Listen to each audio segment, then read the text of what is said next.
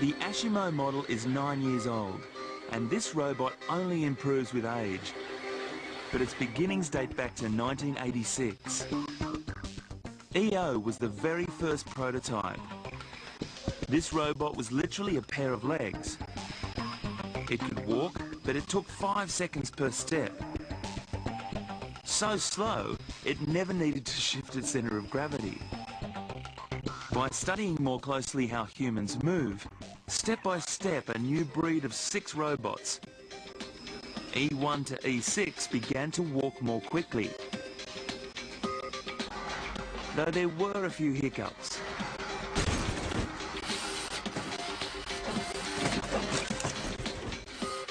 They finally mastered uneven surfaces and stairs, and the basics were in place. Then P1, P2, the world's first self-regulating robot, and P3 arrived, all wireless. The computer, motor drives, battery, radio, all inside. Smaller and less intimidating, these robots began to look and act the part. But these prototypes were all pre-programmed. With iWalk, Ashimo has said goodbye to the earlier tech. It now moves in real time, changes its stride length, shifts its centre of gravity, and it's all calculated on the inside. There are accelerator sensors in both ankles that send digital information about movement and posture back to an internal computer.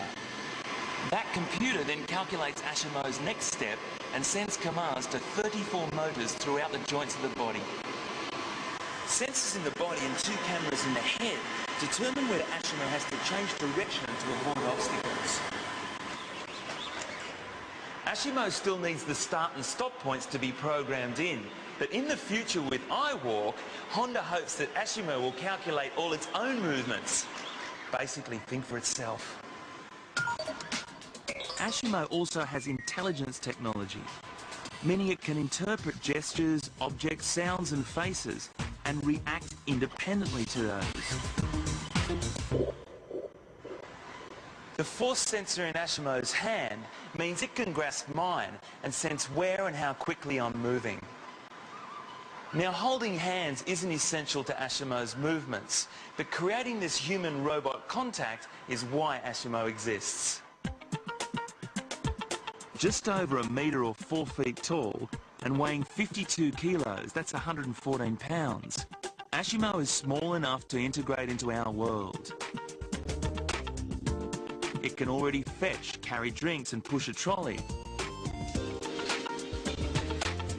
And on rare occasions, it's leased out as a receptionist.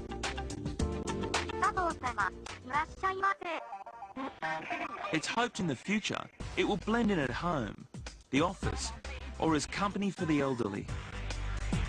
Honda hasn't given Ashimo a gender, but there's no question there's something strangely lifelike about it. It's like being with a small child, and you really feel as if there's someone else here with you. And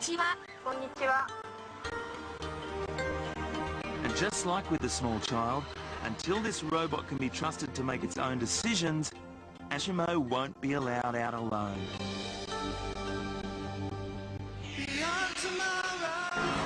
A $300,000 speed machine that started out as an amateur's dream.